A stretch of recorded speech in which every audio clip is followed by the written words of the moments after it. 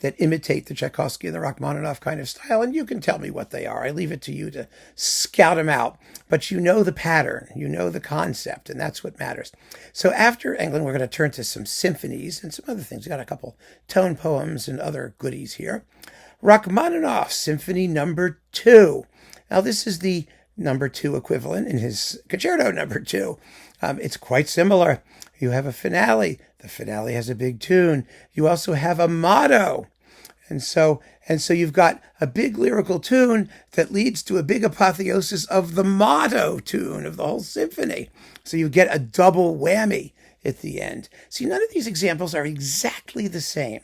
That's what makes it so interesting. These little details that let you know that you're listening to something which is a type. It's part of a certain topos or topic, but it's also doing its own thing at the same time. It's what makes the composer, of course, a genius.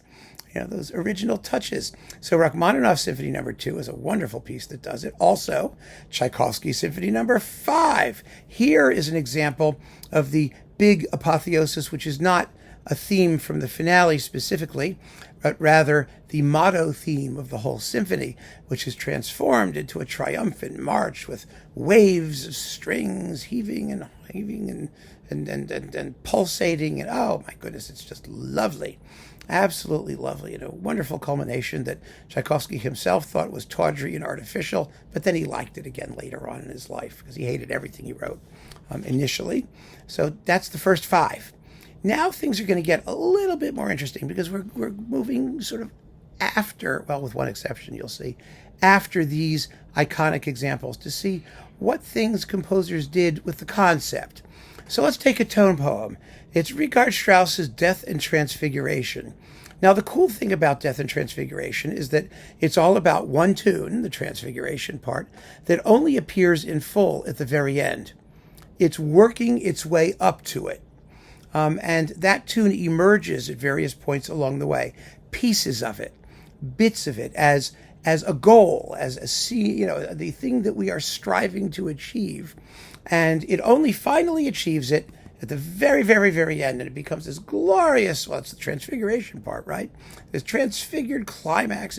It's kind of hokey. Some people think it's a little tacky. I used to hate it. I really did. But now I really like it because I just think it's so cleverly done.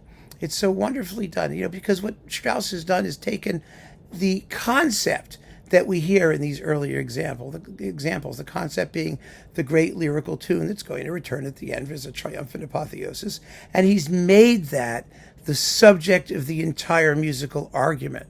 Forget the fact that there's some ridiculous poem at the beginning or it's about death and transfiguration. It's not about any of those things. It's about the quest to achieve resolution in terms of a huge, gorgeous lyrical tune.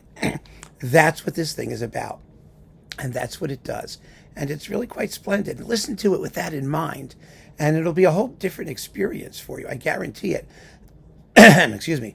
Than if you're just thinking about like death, transfiguration. I mean, it doesn't help. The musical process is what matters, and it's fascinating. So after Strauss, let's take another motto example, Elgar, Symphony No. 1. But here the motto, I mean, the model for this is really the Tchaikovsky fifth kind of example, where you have a long motto theme. But here, the motto is huge. It's a huge, extended tune.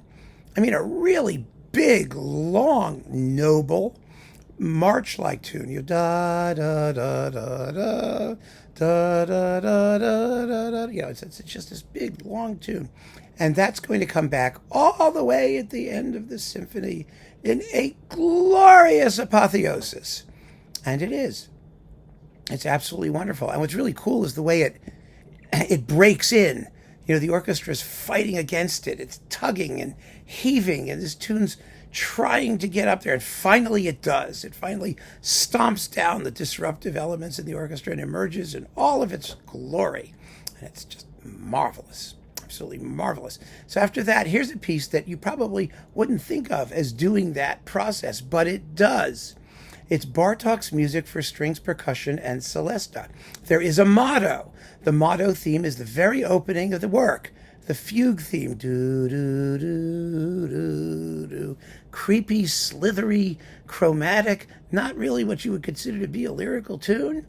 And it appears in all of the other movements, but it comes back in the finale, no longer chromatic, in diatonic intervals. That is, in what sounds like a more normal major key harmony, played by the full string section in a lovely and warm and humane kind of breakthrough, after which there's a coda where the original themes from the finale come back and create a more dance-like and joyful conclusion.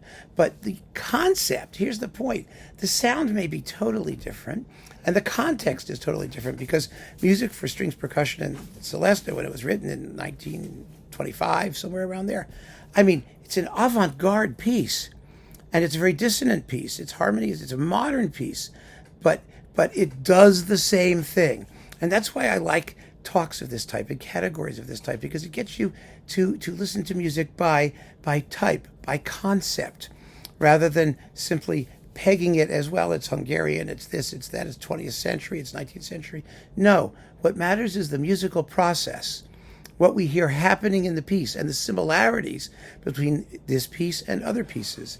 And so the music for strings, percussion, and Celesta is really a fascinating work for that reason. Another work that does the breakthrough apotheosis is Mahler's Symphony No. 1. This is not something Mahler did very often. God knows he could write an apotheosis. That he definitely did. But a big lyrical tune type apotheosis, not so frequently.